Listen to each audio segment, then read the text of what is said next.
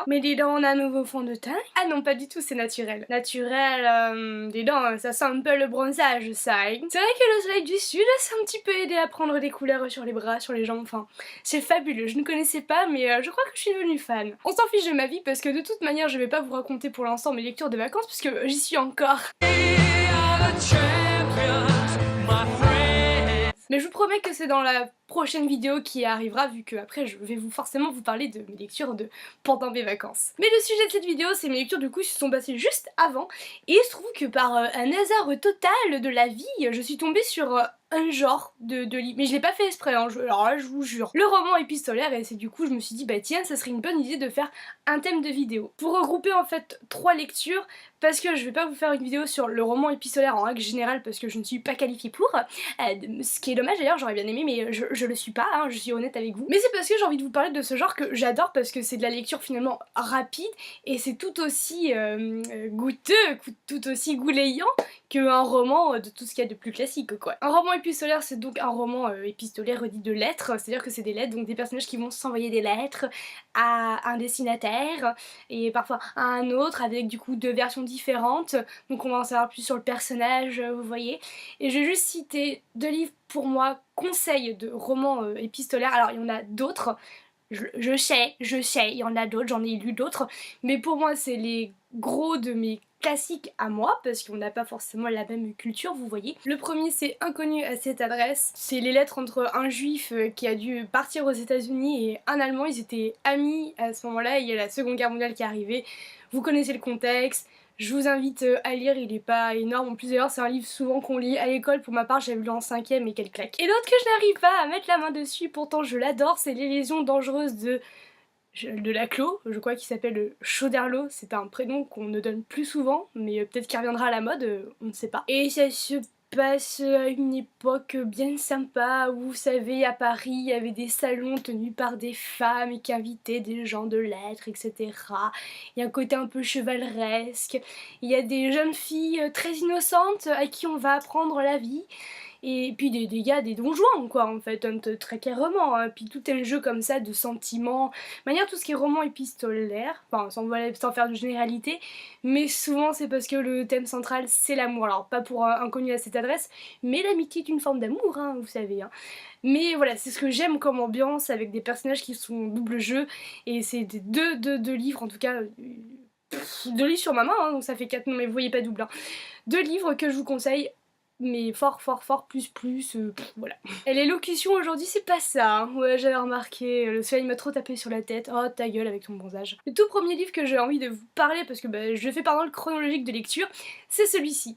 Alors vous inquiétez pas, je vais pas vous parler de mon vernis qui est d'ailleurs très joli je trouve et que je n'ai pas trop raté, enfin si j'en ai mis un peu partout mais bon bref on n'est pas là pour parler vernis sauf si ça vous intéresse. C'est le fameux 84 Charing Cross Road de Helen Hanff, c'est elle qui a fait les lettres en fait, et en fait c'est une américaine qui a écrit à une librairie de livres anciens en Angleterre pour qu'elle se procure en fait des livres anciens parce qu'elle aime pas trop la lecture contemporaine, elle veut certaines éditions précises de livres dits anciens. Et cette librairie va lui en fournir et va en fait s'établir une correspondance en fait entre les personnes de la librairie et elle, Helen Hanff, qui va avoir de plus en plus de ces livres-là et elle va avoir des demandes de recherche plus poussées. Et ça dure sur 20 ans je crois en fait leur correspondance, donc c'est réuni dans ce court livre mais malgré tout qui se lit en 2 heures, qui se dévore et se savoure en 2 heures et j'ai beaucoup aimé. Alors effectivement comme on est passionné de bouquins hein, forcément ça nous parle d'autant plus parce qu'on parle d'anciens livres et je vous avertis d'entrée de jeu, après la lecture vous allez développer un tic, c'est-à-dire que vous allez avoir envie vous aussi de lire des livres dans une édition anciennes, les anciennes éditions qui sentent le grenier, qui sentent le vieux, qui sont jaunies, mais c'est parfois l'édition originale ou même juste une ancienne édition qui sentent pas le propre comme nos livres actuels, voire même comme celui-ci. Voilà, j'ai eu ce tic là, je l'ai pas encore perdu, il est possible que je craque encore pendant mes vacances.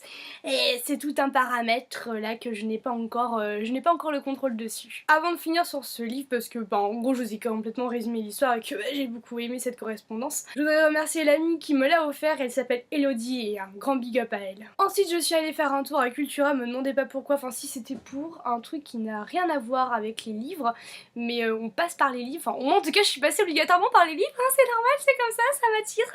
Et je suis tombée sur ce livre que je n'avais jamais entendu parler de ma vie, mais je l'ai pris. Les égarements du cœur de Marie-Josée Aubricoin aux éditions Librinova. Je vous en ai déjà parlé quand j'ai parlé de Régis au mois de février-mars, un truc dans le genre. Donc c'est une maison d'édition que je commence à connaître en fait et que j'aime beaucoup parce que voilà, c'est le deuxième livre que j'ai de cette édition et j'aime beaucoup. Cette maison d'édition en fait va publier des premiers romans et des auteurs qui sont auto-publiés mais va les accompagner. Et je sais pas, je trouve que finalement ça se ressent dans la publication de leur ouvrage. Alors ok, j'en ai lu que 2, mais je l'aime beaucoup cette maison d'édition déjà. Voilà, c'était un petit coup de cœur, cœur et paillettes sur eux quoi. On est sur un égarement là, carrément. Pour en revenir au sujet, on va faire la connaissance de Marie qui sort du couvent et son père va la marier un gars, un comte, enfin un seigneur en Bretagne. Il trouve que son amie à elle, Blanche, qu'elle a connue au couvent, va également se marier. A aussi un ami, enfin tout est lié, hein, ils sont tous copains. C'est pas évident de faire le résumé de tout ça, hein, mais en gros on va suivre en fait les égarements du cœur de Marie, car il y a plein de petites révélations dans ce roman, voilà, c'est des lettres. Vous avez aussi le journal intime de Marie, donc vous avez aussi une autre forme de texte. Vous n'avez pas que un roman épistolaire, mais grosso modo c'est le gros du truc. Vous avez là aussi l'amoureux secret de Marie qu'on va voir, le frère de Marie, ses amis, son mari, son beau-père à elle. Enfin, ouais, vous allez voir tout ce qui est l'amour. Et j'aime beaucoup la présentation aussi de l'auteur au tout début. Enfin, alors je sais pas si c'est vrai, mais apparemment elle a trouvé ses lettres dans un vide-grenier. Et du coup elle a décidé de les publier, mais je me dis comment c'est possible parce que ces lettres sont allées dans un autre à plusieurs destinataires, alors comment regrouper tout ça? Bon, bref, c'est peut-être pour. Enfin, j'aime bien cette histoire, hein. Peut-être ça se trouve ça fait partie de l'histoire. Et elle disait qu'en fin de compte, l'amour, même à ce siècle-là, c'était ce qui finalement nous égarait le plus, ce qui nous préoccupait le plus. Et c'est vrai que c'est le cœur du sujet, hein, mais je sais pas, j'aime bien en fait, en plus c'est. La manière dont c'est écrit, c'est tellement élégamment bien écrit et ça fait du bien d'avoir cette tournure de phrase à l'ancienne, élégante, mais parfois subtile, mais subtile parfois pas dans le bon sens, hein, pour bien vous avoir. Donc c'est intelligent et moi ça j'aime bien, ça élève un peu l'esprit, ça change. Et je trouve ça aussi d'une certaine fluidité qu'on peut avoir avec d'autres romans, allons-y, contemporains, même si celui-ci est contemporain, mais dans ce que je dis contemporain, dans le sens où vraiment on essaye d'avoir une originalité dans le style d'écriture, dans l'histoire, etc. Or, parfois, il n'y a pas forcément besoin de chercher une grande originalité et aller dans quelque chose qu'on a déjà fait mais qui marche tout autant, et c'est mieux, c'est bien. Moi j'ai beaucoup aimé suivre Marie et même à chaque fois je me dis mais c'est super les romans épistolaires parce que vous en apprenez tellement plus sur le personnage et puis parfois vous dites ah ouais, il est comme ça en vrai. Et quand même vous avez un personnage qui vous donne 3 versions du truc, tu te dis mais attends, mais c'est laquelle qui est la bonne et tout. Et voilà, des personnages qui jouent double jeu et des personnages qui sont sincères tout du long. Et c'est super là. Le mélange de tout ça, moi vraiment j'ai passé un bon moment, ça se lit aussi vite. Enfin, mais même en fait le pire c'est. Vous savez pourquoi ça se lit vite en fait les romans épistolaires? Parce que vous pouvez pas vous arrêter. Quand vous avez un chapitre déjà d'entrée de jeu de base, vous dites allez je finis ce chapitre et après j'arrête. Parfois vous laissez dépasser par 1 ou 2 chapitres de plus. Mais alors les lettres, vous dites mais les lettres c'est plus rapide, hein. Vous pouvez pas vous arrêter en fait. Alors, allez je prends la petite lettre. Oh mon dieu, faut que j'en sache plus. Et c'est hyper addictif en fait, hein, encore plus qu'un autre truc. Enfin je sais pas comment expliquer, là je me perds un peu, je m'égare encore une fois. C'est vraiment une émotion à vif, hein, que je vous sers là, que je vous livre là. C'est addictif, j'adore ça et c'est sûr que ça se lit super vite parce que mais quand même il y a de quoi vous satisfaire au moins pendant 3 jours, hein. Enfin voilà, d'après mon expérience. Et pour finir, c'est un livre que là c'est pas trop du hasard parce que j'avais ces 2 livres là et je me suis dit il me faudrait peut-être un petit 3e. Et j'en ai trouvé un en fait dans le rayon des enfants dans ma bibliothèque. Et en fait je pensais que c'était des mails, donc ça changeait un peu de. Enfin, roman épistolaire, mais alors je sais plus comment ça s'appelle, un roman avec que des mails, mais en gros c'est à peu près le même principe, mais en plus moderne que la lettre, vu que ça se passe par ordinateur. Et en fait non, il n'y a pas que des mails, il y a aussi des comptes rendus de travail, de journal intime aussi, enfin un carnet de lecture, mais c'est là où le protagoniste va dire tout ce qu'il pense. tout ce qu'il fait. Alors, pour être plus simple, je vais vous le montrer en fait. Ma vie de génie incompris, grand et parfait, de Stacy Mason aux éditions Actes Sud Junior. Donc celui-ci c'est le premier tome et le second est sorti il n'y a pas très longtemps, il est en couverture bleue, je crois, de mémoire. Et je l'ai pas encore lu, donc du coup je vais vous parler de celui-ci que j'ai lu. Le protagoniste s'appelle Arthur Fayot, oui, comme un Fayot, hein, c'est une petite blague de l'auteur je crois. Il s'appelle Arthur, il a perdu sa maman, il rentre en 5e je crois, et il veut devenir le plus grand écrivain célèbre de tous les temps. Donc d'entrée de jeu, il écrit à sa future prof de français que c'est son ambition, donc il espère que les exercices d'écriture vont l'amener à avoir cette ambition-là, à devenir écrivain, donc elle a intérêt à leur en donner des super, et donc on va suivre toute sa scolarité de toute l'année, avec les mecs qui l'échangent avec une amie d'écriture, parce qu'il y a un concours de nouvelles en avril, donc ils sont par deux pour que chacun puisse avoir un regard sur le travail de l'autre pour s'aider.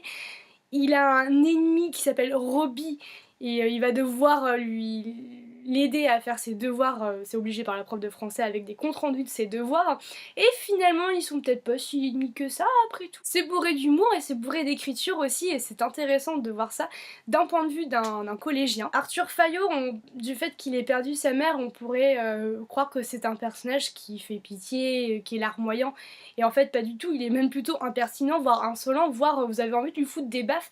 Il est agaçant, mais agaçant pas trop, mais c'est quelqu'un qui est sûr de lui, mais en fait son problème c'est qu'il veut devenir écrivain, mais il essaye d'écrire, il a un emploi du temps chargé pour ça, mais au final il a pas tant d'idées que ça, enfin c'est toute une problématique, il est tout plein de problématiques et de complexes et d'envie, et il est en 5e quoi, c'est un collégien et vous vous retrouvez face à vos préoccupations de quand vous étiez collégien.